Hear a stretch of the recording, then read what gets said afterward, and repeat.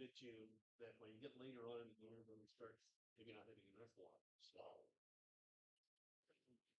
It's right around here. That's the well. And then Monday morning is none of the South Justice, which is called Zero. Is that I just give things except for say lunch. That's phenomenal. You did all this. Well, I got them all out in the that's what just fascinated. First, I tell it. Well, everyone else, it's like 2008. That's fine. Okay. Just media response stuff. Okay. And started in the compressors. Sure. Okay. And then I'm sorry, I don't have this in front of me. New York hired me so they were first in the meetings. Got me. See, but it was the record reading. I got you. That's how you got started. Okay.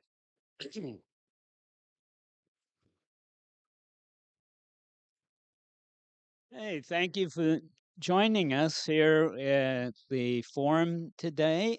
And we've got two guests in Land Conservation Alliance, and he's been doing that since February of last year. So it's been 1 year.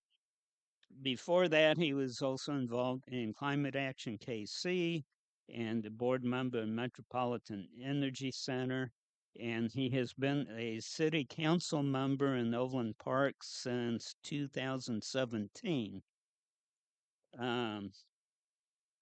He was also a former press intern at the Obama White House and worked in constituent services there, or from Congressman Emanuel Cleaver as well. Hannes,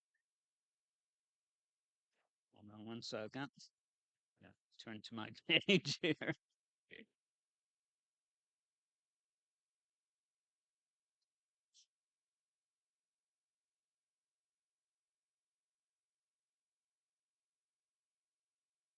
Okay, he has been doing research and stuff and trips on the Arkansas River,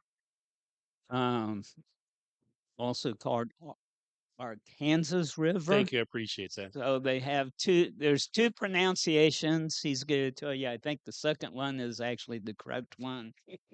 And he has served as city manager for Hayes, Kansas, and assistant county manager in Johnson County. He has a bachelor's from Wichita State and master's in public administration from KU. He has spent 45 years paddling rivers throughout the Midwest, including the Arkansas and Colorado through the Grand Canyon.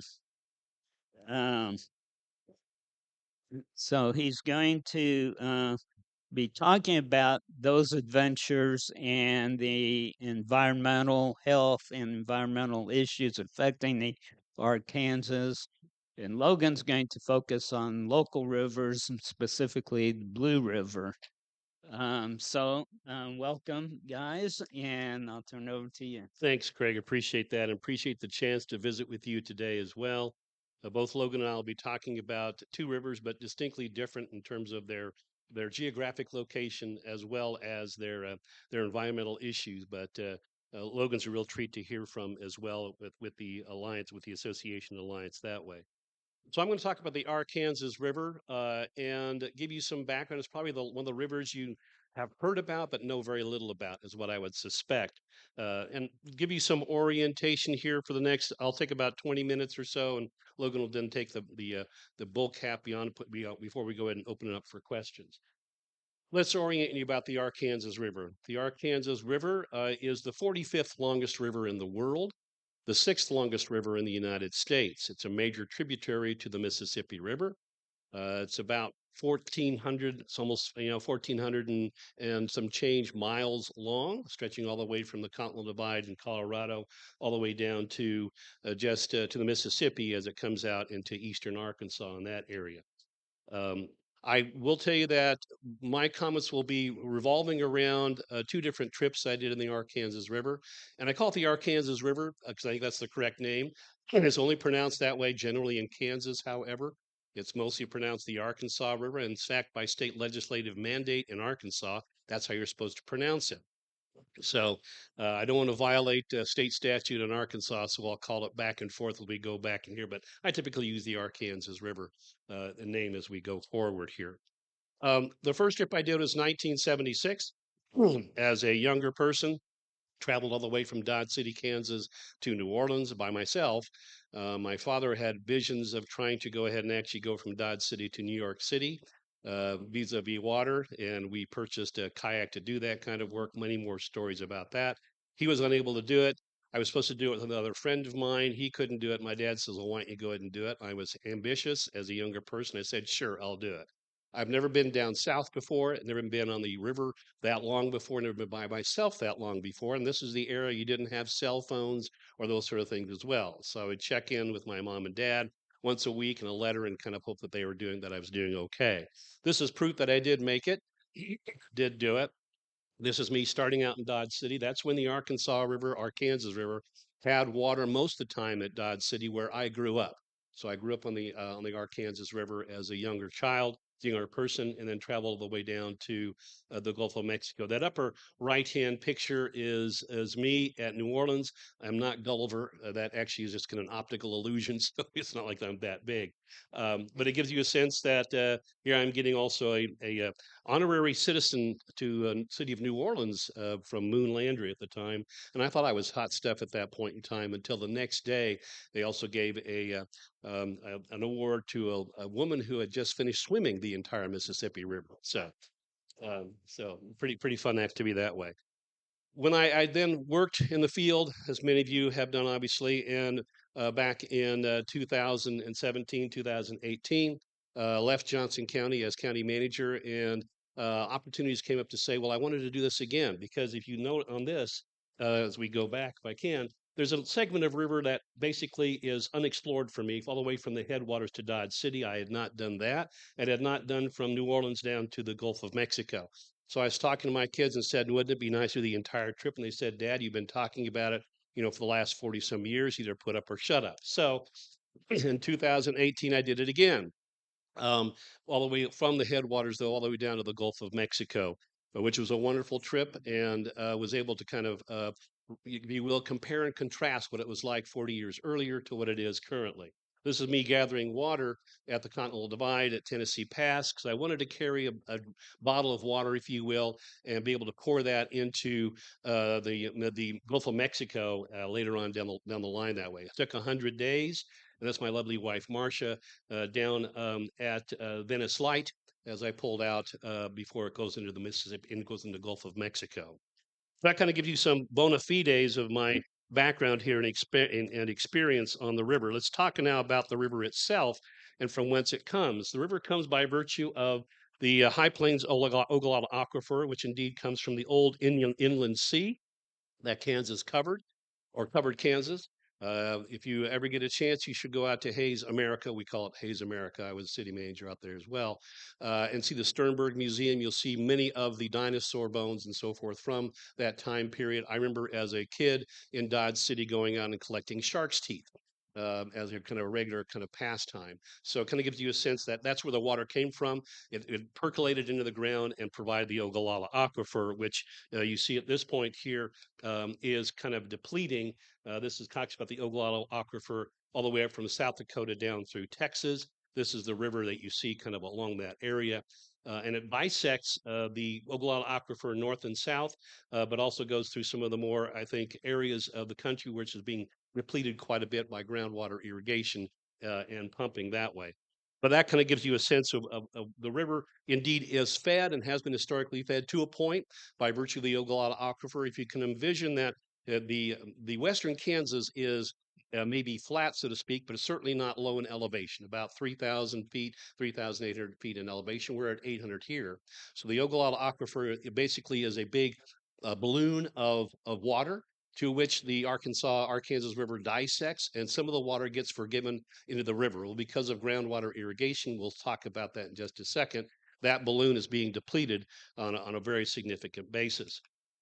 Um, Additionally, I want to point out that there are two distinct rivers here, in my view, and that really talks about the area that is east of that line, the area that's west of that line. It's by virtue of hydrology, obviously.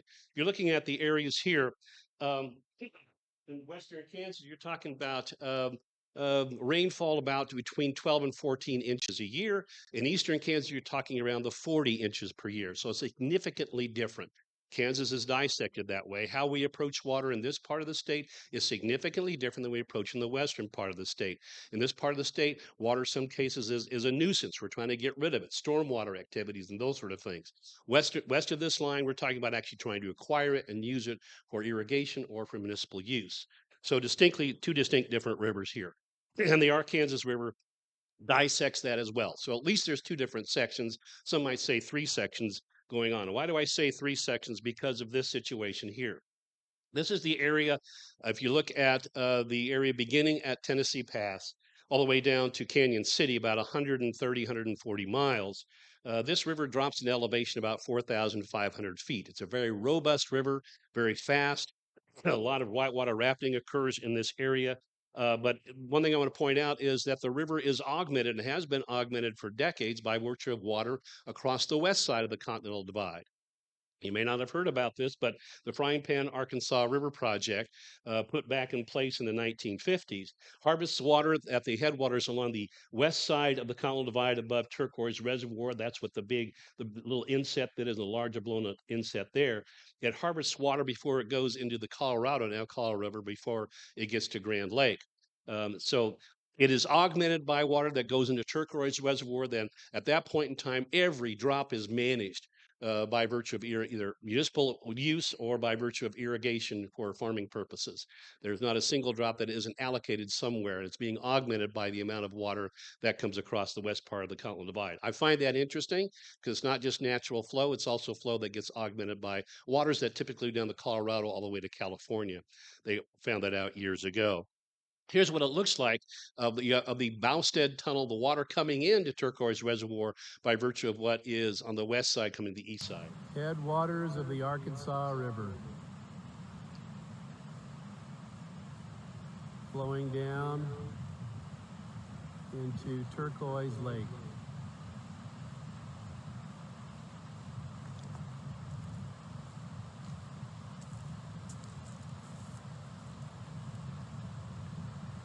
Where it starts. So beautiful, obviously, as far as that's concerned. And that's where then the water continues going down to the west and gets parceled out further on downstream. The river starts very, very small outside the Turquoise Reservoir, but it becomes very much a very rapid and wild torrent river. Railroad bridge on the Arkansas River looking upstream.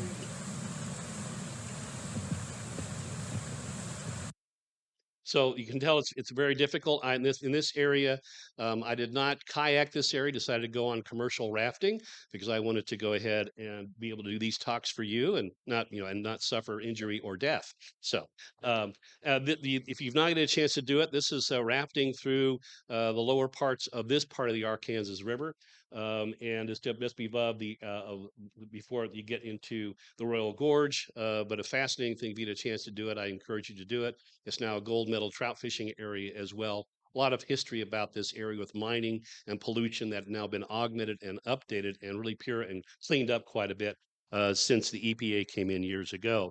But below Canyon City, now Pueblo Reservoir, it's a very placid river. It changes dramatically now to being a typical prairie river. It's just beautiful. This is my friends of mine that went along with me in certain portions of that, and it becomes a very navigable when there's a lot of water, at least all the way down to close to John Martin Reservoir, although it's intermittent, which I'll talk about that in just a second. You get down further, and it becomes an area where it becomes kind of a mile wide and an inch deep. So the dragging begins. There's water, but not really enough water to float in. So be it. But it's beautiful. Again, you can see all the natural vegetation. This area used to be, back in the 1800s and so forth, they would actually create what they call big timbers around Pueblo, in that area where the Native Americans would camp out regularly, about a 50-mile span, all of which has now been decimated by virtue of our ability to harvest the cottonwoods and so forth. And now we have not taken water away from the river as well. And why we taken water away from the river is because when you talk about from Pueblo Reservoir to John Martin Reservoir, there's a series of ditch irrigation systems that are used to go ahead and irrigate that wonderful valley. If you've had melons from that area, or sugar beets used to be from that point as well. That's how this area got a really kind of an agricultural stamp. Why that has to deal with environmental quality is that as water goes out of those ditches, it comes back into the river, goes back out, comes back into the river, comes back, goes back out, and comes back in. And what that means, every point it does that is picking up pollutants. So when indeed the water enters the state of Kansas, is one of the heavily polluted rivers you can find.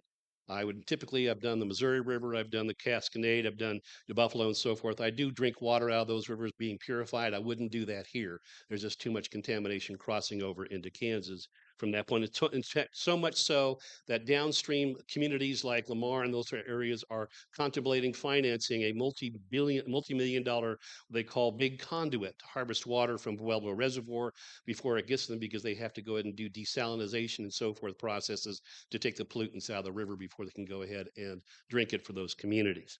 So that's a big issue.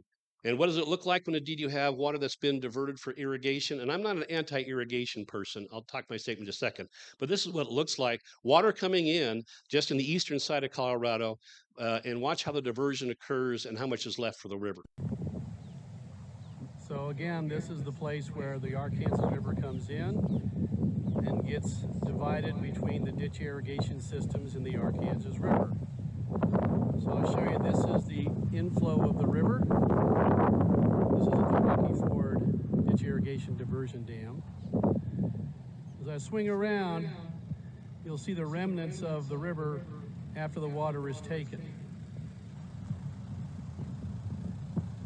And you can see the river is virtually non-existent. It's a dry bed. Keep on swinging around and you can see there's where all the water is in the ditch irrigation system, virtually brim full. Very interesting. So now it becomes private property, and you can't travel on the private property. But what really, what I came to say is that people care a great deal in that part of the country about the water from the Arkansas River, but nobody cares about the Arkansas River itself. And I do believe that irrigation is a part of the economy, and perhaps maybe 50%, maybe 70%. But in my view, not 100% of the water should be taken for irrigation purposes. Totally decimating that ecosystem that now for 17% of its length, of that 1,400 length mile of river, 70% of it now is totally dry, which didn't used to be the case during my lifetime. So during my lifetime, I've seen the river that flowed most of the time in Dodge City and occasionally did not, to now a river that hardly flows ever at all and sometimes does, which I think is totally an irreversible situation given how we've dealt with the irrigation situation. Well, how much water are we talking about? This is a graph. You look at the 500. This is the flows, if you will, at Coolidge, Kansas, just as it crosses over the Kansas border. That area I've done in the lower right talks about basically the flows, 100 CFS, 500 CFS, et cetera, coming up on a regular basis. Here's what it looks like when it gets diverted just to the east of that location at Deerfield. Again, 100% of the water going to the ditch irrigation system. So you can see the flows here, also 500 CFS. This is Garden City.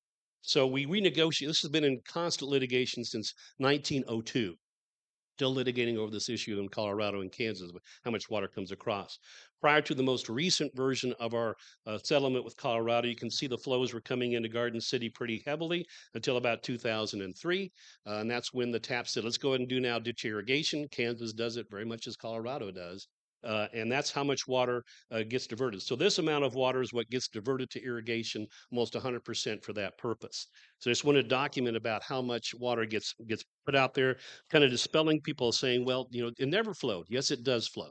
It does flow, but it doesn't flow right now because of the ditch irrigation system. And that's a policy choice we have to go ahead and make and recognize. Another thing that kind of impacts the Arkansas River is the Ogallala Aquifer and its depletion with groundwater. Here's where you can see that this is the amount of these green area, the blue areas is how much water is taken from groundwater pumping to go ahead and deal with irrigation, primarily for corn, for feed, for cattle operations.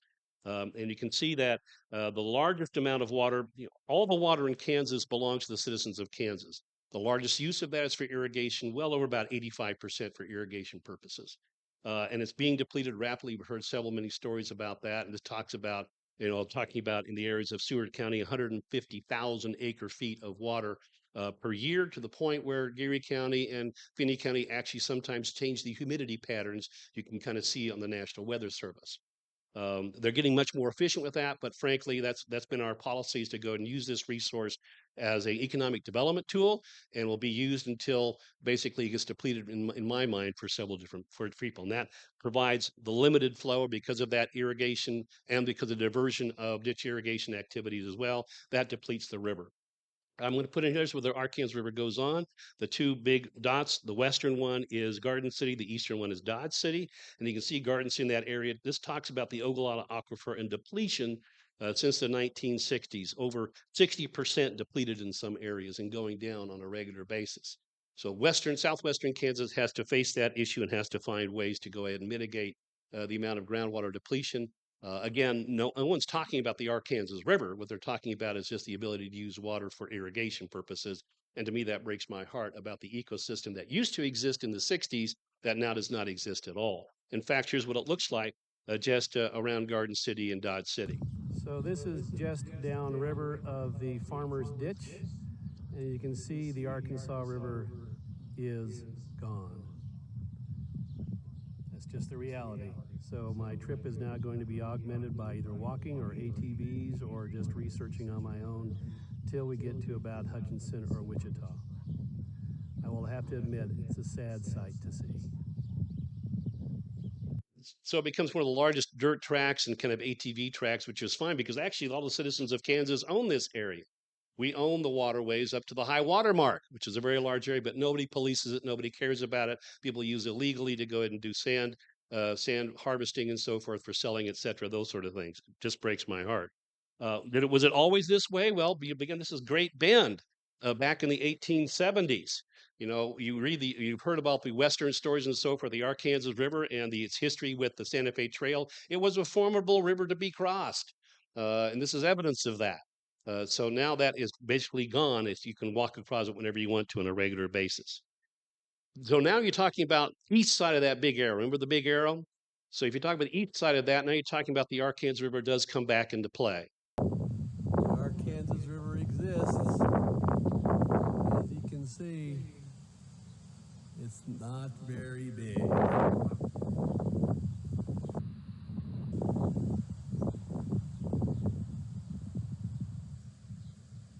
At least there's some flow. So that's when the Arkansas River starts coming back into existence, to the point where I could actually continue my trip just down to Wichita.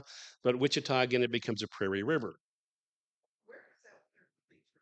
It's coming from just rainfall and from the streams that come into play. So it's not a spring, it's annual rainfall that comes into play.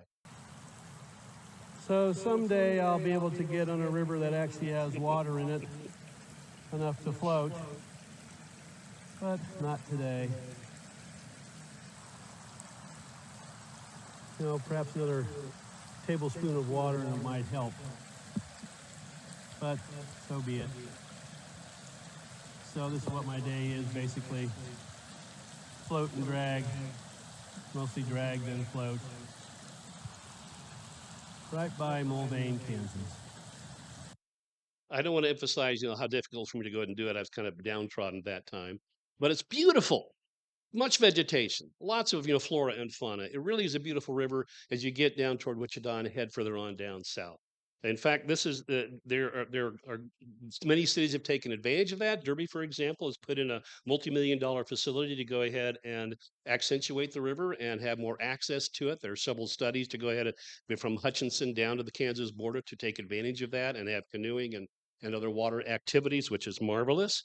A little known deal is that outside of Arkansas City, you see that they had discovered an area, the city of called Etzanoa, which back in the 1600s there was battles with the Spanish army, recently discovered, if you will, areas about 10, 15 years ago. They estimate about between 30 and 50,000 Native Americans lived in this area, all the way from this area up to Hutchinson. So this area was heavily occupied by the Osage and Native Americans for thousands of years. It's not like we discovered it.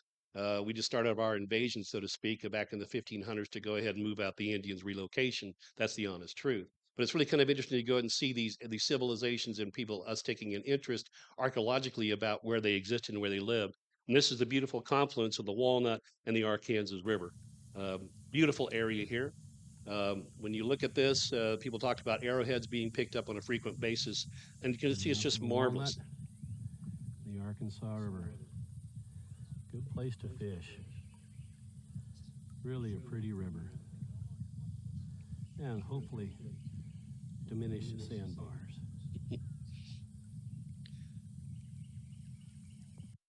From that point forward, it goes down to Oklahoma, and it goes into the basically McClellan-Kerr navigation system. About 20% of the grain of Kansas goes to the port of Catoosa and ends up going through the Arkansas River all the way down the Mississippi in New Orleans. And I won't talk about this today, I don't have enough time. What I do want to tell you about before I turn over to Logan is really talking about that in my term, the difference between 1976 and today, the river has been cleaned up. Now, that's the good news, is that the EPA work has actually been very successful.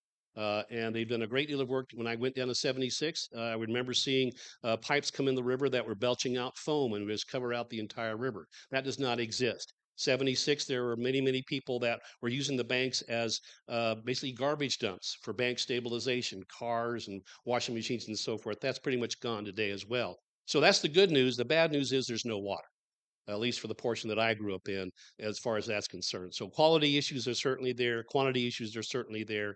Wichita on down, I think it's a very navigable and beautiful river, and I encourage you all to go ahead and look at it as you get a chance to do it. We can answer your questions later on, but I want to say thank you and turn it over to Logan.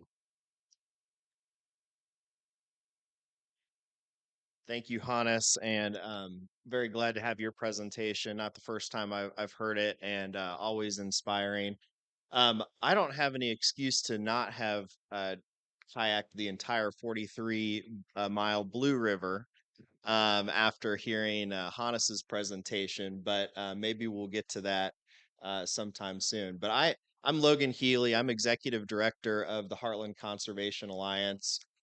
We are a Kansas City nonprofit that is focused on the Blue River, and I'll show you a map of the Blue River here shortly. But Brush Creek, right here, flowing through the plaza, right near All Souls Church, is a tributary, one of the tributaries into the Blue River, for example. So our mission is to conserve and protect and restore the natural lands within the Kansas City region. And I want to focus on why that's so important, which is also part of our mission. Improving water quality, creating recreational opportunities, protecting life and property, and preserving our natural and cultural heritage. And so you'll see that in this slide of somebody kayaking the Blue River, it is a very beautiful river. A lot of people might mountain bike near it, hike near it. There's some level of fishing and kayaking, but it is a very beautiful river. It kind of depends where you're at throughout the river. And also many of the tributaries, for example, Brush Creek, have been, concrete channelized over the years. With kind of differing views of how beautiful that is compared to maybe what the natural state would be. But we work with regional and national partners at our organization to bring people together to try to restore and protect the Blue River in its natural state as possible for the enjoyment and benefit of all in our region.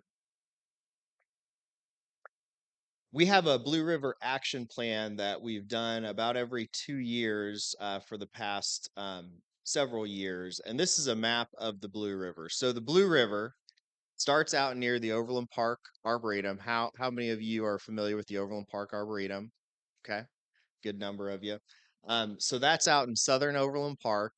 And then the Blue River so the Blue River is formed by Wolf Creek, which is actually the creek that goes through the Overland Park Arboretum, and Coffee Creek coming together in southern Overland Park, um, forms the Blue River there on the Kansas side, and then crosses the state line right around 159th Street, and then flows through Kansas City, Missouri. If you've been to the zoo and crossed the bridge over to Africa, the Africa section of the zoo, that's the Blue River that you're crossing by that bridge.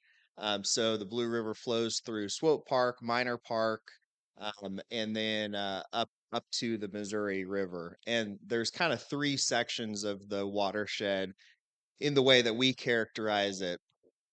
You've got the upper blue, which is sort of in the southern Overland Park, southern Kansas City, Missouri, Martin City area, and there's quite a bit of rural character in that area still, though it's quickly suburbanizing and urbanizing.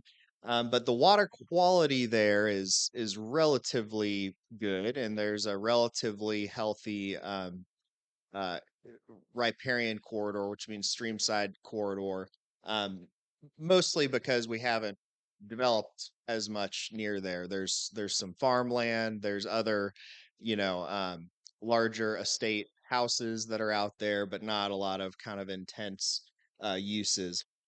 The middle blue is basically kind of that Swope Park area, a little bit south of there. Um, it's kind of the middle of the two. It has some level of habitat, but you can tell that the stream banks have been eroded and degraded because of flash flooding. The water quality is not very good, in large part because of pollutants from lawn fertilizer, agricultural runoff, the road salt that we put down for snowstorms, all gets washed into the river, and so the water quality is not great. And then the lower Blue River is really in kind of an industrial part of our city, and actually the last few miles as you get to the Missouri River are fully concrete channelized, but even before then you're getting pretty industrial uses, uh, not much habitat or ecosystem through that river, and that's really sort of where Brush Creek enters the Blue River, that section on down to the Missouri River, pretty industrial, and the least natural of the three sections. But we put out our report card and also our action plan about every other year, and we uh, put it together so that we know what action areas we really need to focus on. So it is a strategic conservation plan.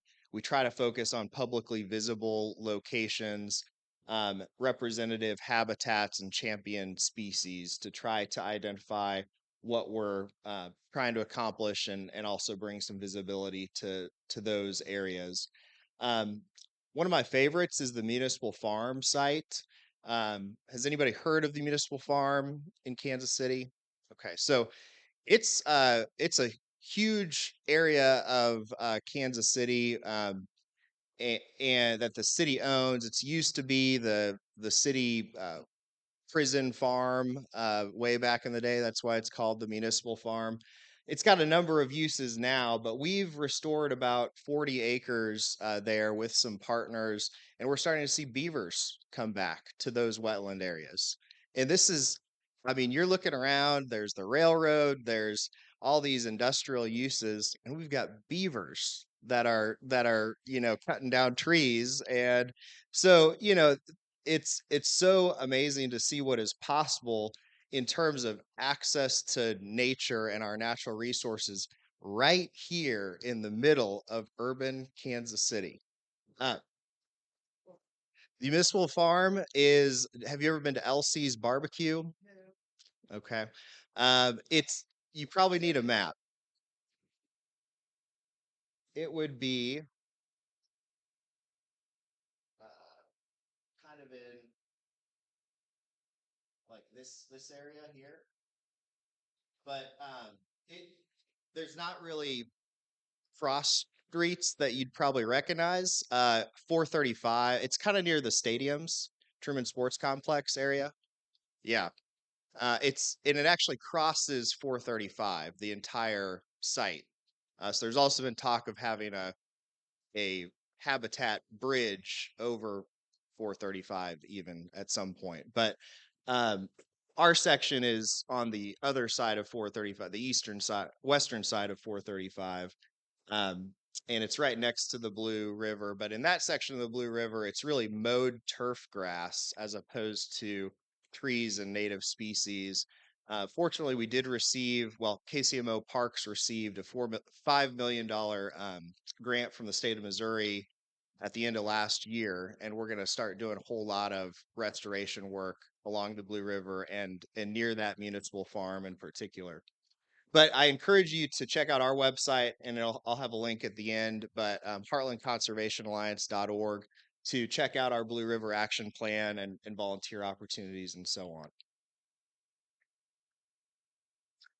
So I mentioned riparian corridors, riparian buffers. So riparian really just means streamside or riverside. So it's that area that is right adjacent to where the water actually is. And the common thinking for a number of years was we really need to reduce the impervious surfaces as we develop our city. So reduce parking lots, reduce concrete, and allow stormwater to kind of naturally filter into the landscape, which is still true. But for a lot of the priorities that we have as community members, the riparian buffer is an even bigger priority for a number of different reasons. But as you're thinking about water quality, flood risk reduction, and some other benefits. But riparian buffers are a great place to provide open space. So when we talk about equitable access to nature or allowing anybody who lives anywhere to access nature, we've got a lot of streams that flow throughout this entire region, and they're great assets. And a lot of times the cities and counties own those assets, and we can use them for recreation. And so you're creating greenway corridors. You're providing habitat to nature. You're providing trails for people to use and appreciate these natural resources. And again, our overall health, I think, is benefited when we have access to these natural resources. You're also reducing flooding and improving water quality. So as you think about Brush Creek, and the issue with Brush Creek in large part is we built too close to the creek. The best practice is don't build in the floodplain. Stay away from the floodplain. Keep the floodplain natural. Use it for trails, recreation, habitat, and then build outside of the floodplain. Well, we didn't do that with Brush Creek. We also didn't do that in the very lower stretches of the Blue River, where we've got a lot of industry right near where it goes into the Missouri River. And so that's a concrete channel. And the theory was that if you could just push the water out fast enough, then you'll eliminate floods. Well, you're never going to eliminate floods. It's a natural thing. It's supposed to happen. But you can, reduce the risk to property and life with floods. And actually, riparian buffers are so valuable because when you have the native vegetation, the quote unquote roughness slows down the waters, allows it better to, seep into the water table. You don't have the flash flooding occurrences because it's being slowed down. And on the water quality side, it's filtering as the storm water comes towards the river, the native vegetation is filtering. You don't get that from concrete. You don't get that from a degraded ecosystem. Also, connecting our communities to the Blue River. I mentioned it goes from Johnson County, Kansas, through urban Kansas City, Missouri. It's a key natural asset that can tie many different communities together who might not interact very frequently. I talked about equitable access to nature. It's a big part of what Heartland Conservation Alliance does. We're in the process of hiring a Blue River nature guide, And the purpose of that position is going to be to help give tours of the Blue River, whether it's hiking, biking, kayaking, fishing, but try to get more people onto the Blue River and understanding its importance. When our natural resources are taken care of, property values, quality of life also increase. And we're learning more and more about the science of riparian buffers for climate action and carbon sequestration. So, do you think that this bottom picture of a woodland or this top picture with a lot of native grasses sequesters more carbon than concrete does? Absolutely. So when we can have healthy riparian corridors, what I'm talking about is removing invasive plant species like honeysuckle, planting native plant species, planting trees. There's a lot of potential and for carbon sequestration and also really climate mitigation and adaptation as we think about changing weather patterns and more frequent flooding, more frequent drought, which kind of compound each other. So our Blue River report card that I mentioned earlier, our most recent edition is using data from 2021.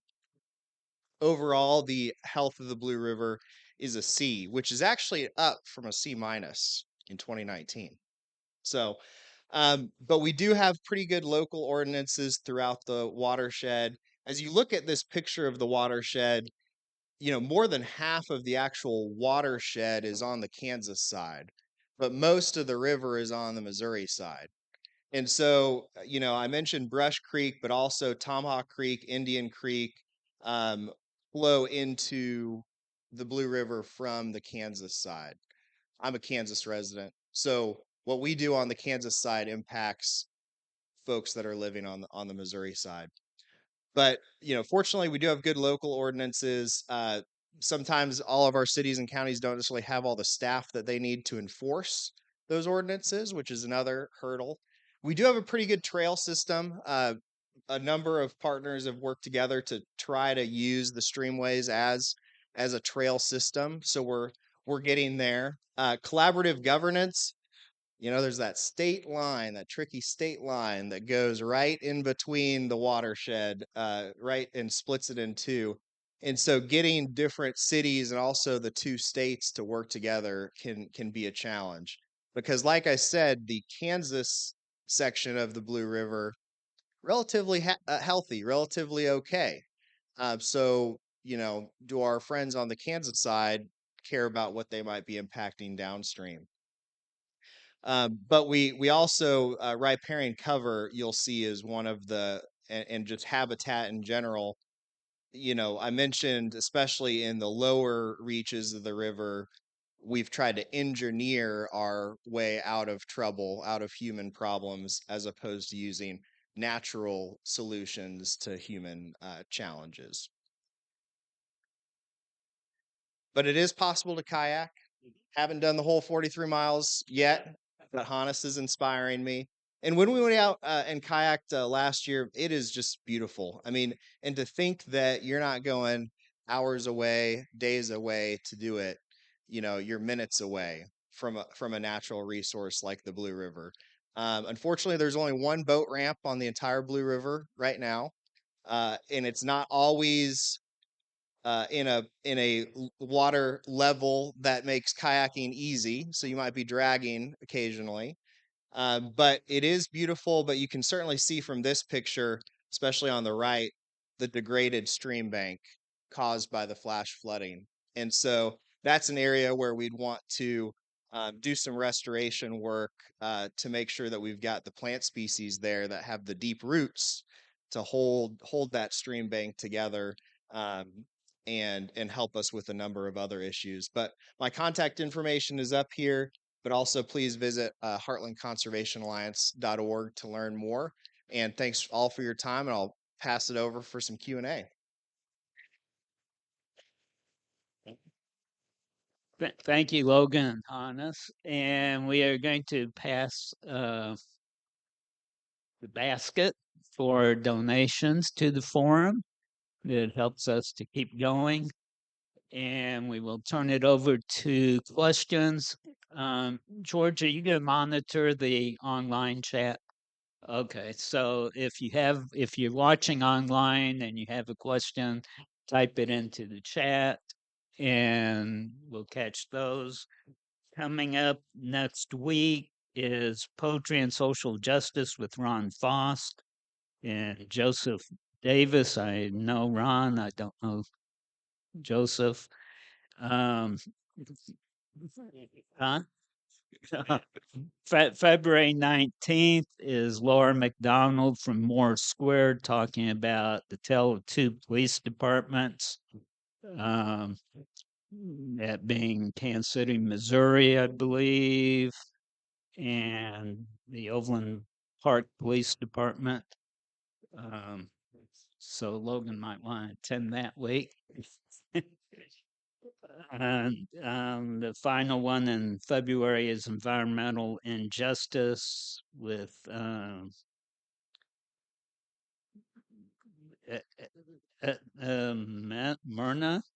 and Beto Martinez from Clean Air Now. Hey, so if somebody wants to come up, make sure I'll raise this as soon as I'm done. So, except I want Craig Ballin to stretch some. And Richard. And so, Richard, you want to come up? Make sure, be sure to talk into the mic because this is being recorded with radio. There we go. Hi. What are some ways we can convince people in Dodge City and people that are irrigating that it's in their best interest to um, reduce water consumption? Well, I guess the best way to convince them, they're convincing themselves as we speak in terms of it is irrefutable data that the aquifer in many places is being depleted, at least in that part of southwestern Kansas. So I think uh, if they want to maintain the heritage of their farm to keep on doing what they've been doing, which is growing corn primarily for the feedlots, then it's in their best interest to go ahead and find some way to extend the life of the aquifer as opposed to depleting it right now. We have approached the Ogallala Aquifer much like I think miners did in Leadville. It's a a law of consumption, and it is called water mining in western Kansas for a reason. And part of my concern is that Southwest Kansas may indeed go in some measure alike around Leadville, whereas once the silver was gone from Leadville, everybody left, right? Once the water's gone from Southwest Kansas in a way that's economically viable to do irrigation, people will leave as well. And we know that water is the primary source of growing the feed. The feed then goes to the feedlots. The feedlots then go ahead and provide the industry for the slaughterhouses. The slaughterhouses go for the trucking industry. We have built an economy on a law of extraction in Southwest Kansas, and that's not sustainable. They know that already. But to convince individuals that have senior water rights, for them to go ahead and actually stop depletion is a tough sell because for them, they purchased that area for that purpose to go ahead and attain the water right because they want to use it for their economic benefit, irrespective of the ecological and environmental concerns. And Kansas has perpetuated that since 1902. The lawsuit we did against Colorado was not because of environmental concerns, it's because we wanted to get more cash out of the water. So you're going against human nature that says if you have the resources, you should use it till it's gone. Look at the lumber industry in some cases in the Northwest. Look at mining and so forth. That's the same way we're approaching the Ogallala. So my sense, the way you convince them, we don't need to do that. It's very offensive for people from other parts to go ahead and tell them what to go ahead and do. They know it already. How they resolve it, I don't know. What I will tell you is that I don't believe some of the issues that have been out there circulating are an appropriate way to mitigate the situation, i.e., tapping into the Missouri River and moving it out to southwest Kansas. I was city manager in Hays, Kansas for 10 years. We thought about that as well. And my current viewpoint is let's move people to where the water is as opposed to the water to the people or those areas which should be arid. That's my immediate response.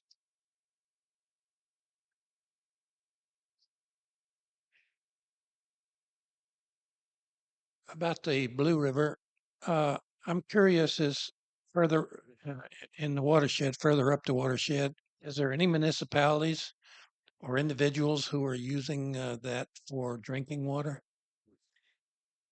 No, and I don't think it would be. Yeah, there's no water treatment. Excuse me. There's no like Water One, KC Water don't pull from the Blue River for their drinking water, and I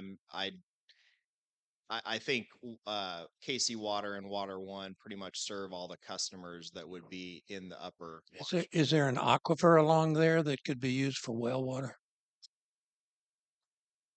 I'm not certain about that, but it's all within the furthest it would go out is about 179th Street. And so essentially our water pipes go out that far, for treated drinking water already uh, at this point.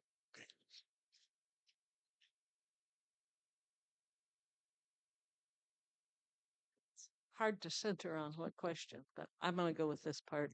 So I've been listening or hearing or reading in the news about northwestern Kansas, some adjustments have been made into the crops they're growing. So maybe less corn or whatever. And I think they may have, I'm not sure if they were drier to start with, but and a knowledge about the panhandle of Texas because my father had some land there and how that's changed with the Ogallala. So is there any movement in southwest Kansas to shift away from to recognize the water and change the agricultural products and the meat and corn focused? Yeah, I guess the question is that the preface is that some farmers in northwest Kansas are using different crops which are less uh, need less water, and is that same sort of I guess pattern being observed in southwest Kansas? And I think the answer is yes. I think the farming community is very smart and knows what assets they have and what will work. I do see a transition in northwest Kansas, to more dryland farming, which was the pattern we had in the 1930s and so forth when we decided to go ahead and break out the prairie into plows anyway, and those grasses. So, and some farmers are really doing some great work with the issues of no-till or low-till has certainly come into fashion, appropriately so. Different crop rotations and different mixtures of crops and different hybrids, which are less demand less water, are being experimented with as well. I think Southwest Kansas is experimenting with that. I think the biggest transition I've seen right now is to migrate at least a little bit away from beef processing to now using cattle in a different way, that being primarily dairy.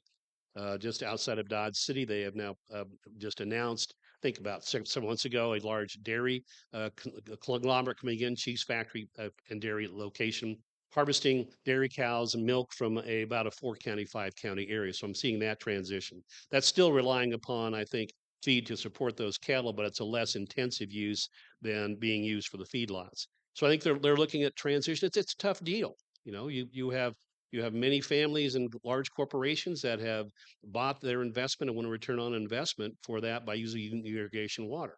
I did hear that there are efforts to go ahead and reduce water consumption for those who are junior and lower ranking water rights. If you're a junior, if you're senior water right, you get your water regardless. And if you're junior and so forth, you get it in certain circumstances of their availability. Those junior rights and below have been doing some conservation efforts because they have to. Those senior water rights holders apparently don't see any need to go ahead and do it because they're in the catbird seat. It's a transition. And I know the governor's office have been, in my lifetime, I think every governor that I know of has held a water conference, which in my view has come together with policies that help deal with the depletion of the Ogallala aquifer. And those policies take place just after they go ahead and leave office. So nothing's really been put into place that I can see that really has worked, although they're working very hard at it.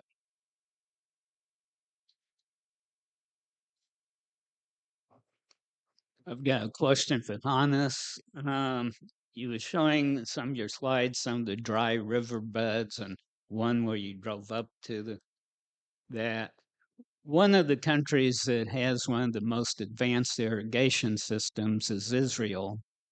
And that's largely because they have to, because it's a matter of national security to conserve water.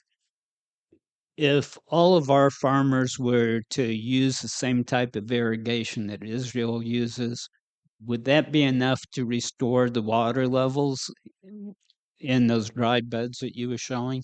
I think it would help. I think it wouldn't may not be enough to restore, because the amount of percolation that comes in by virtue of rainfall, there's not that much rainfall. So it would reduce the amount of water mining that is occurring right now, but there's no real methodology I can see to replace or replenish the Ogallala aquifer, at least during an immediate time frame, as far as I know. But it would certainly reduce the amount of depletion. Let's put it that way. Restoration is going to be a whole different deal. Israel's kind of interesting. I was city manager of Hayes, and Hayes has done some really great work in terms of water conservation. Give you some footnotes here. The average amount of water consumption on an average day is about 120 to 130 gallons per person per day. That's what it is here in Kansas City, roughly, as far as that's concerned. The conservation measures in Hayes, because we didn't have access to the Ogallala aquifer or reservoir, we got it down to 47 gallons per person per day. So it's a huge way you can go ahead and do that. And then there are ways to live that way. And conservation certainly is a way to do it. In fact, our work was actually profiled in Israel, is why I bring that up as being part of the world conservation efforts several years ago. George, is there any online? Okay. Do you have a question? Tell them online. They can ask questions. All right. Again, reminder for those watching online, if you have some questions, type it into the chat window and George Baggett will ask the question for you.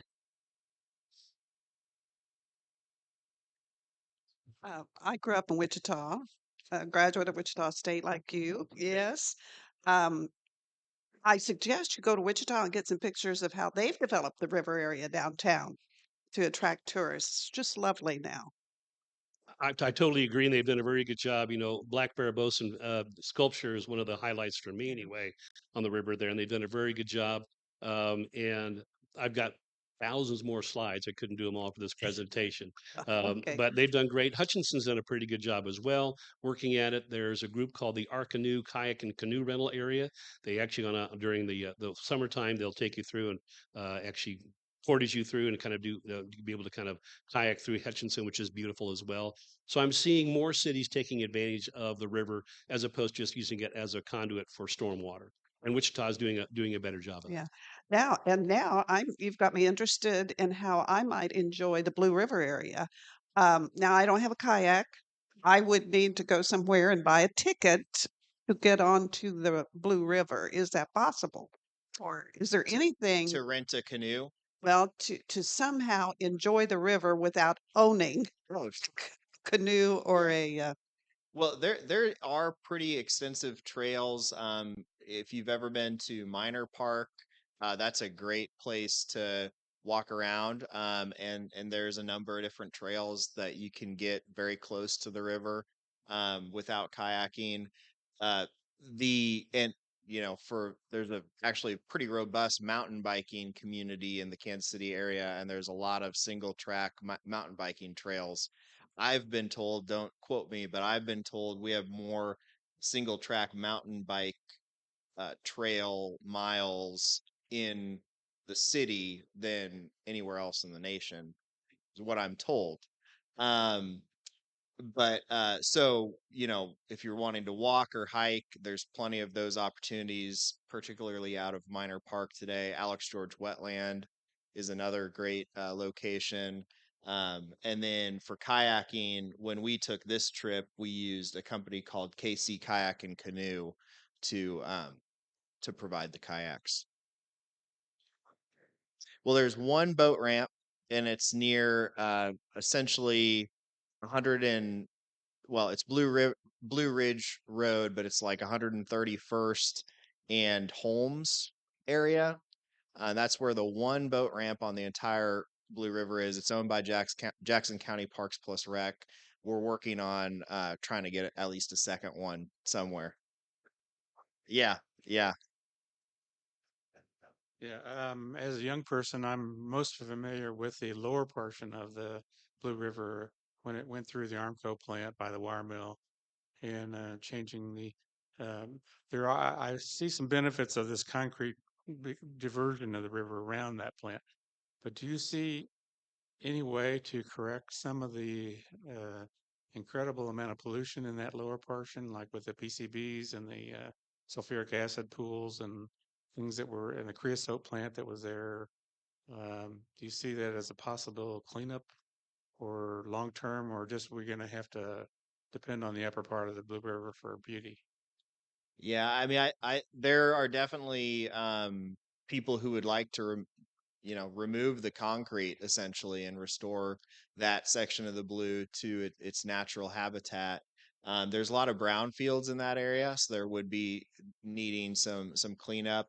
But a lot of the water quality issues are caused not really by direct source pollutants. The company that's dropping chemicals into the river. That's not really the major concern. The major concern for water quality on the Blue River at this point are the non-source pollutants. So anything that you see on the street or in the parking lot going in the stormwater drains, into the river, which is primarily um, lawn fertilizer, agricultural fertilizer, um, road salt, and then for cars that use gasoline or oil running off into the river.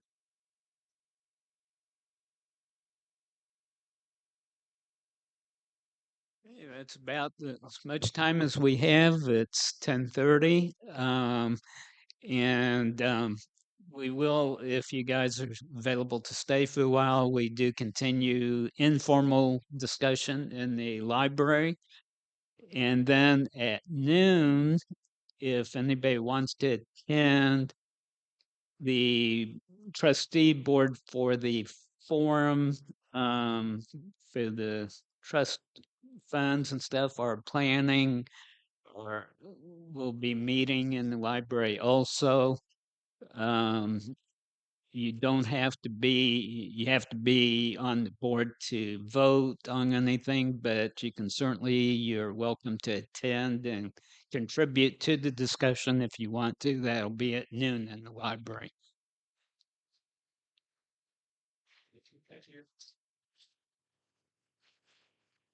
And of course, at 10:45 is if you want to attend the service, that's in the Bragg Hall.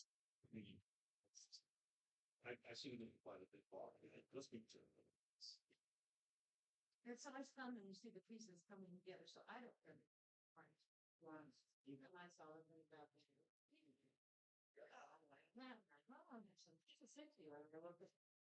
look at this, yeah. You've been around 2012, I think, is when you found. And so you've been there all the time? Just 1 year. I've only been there.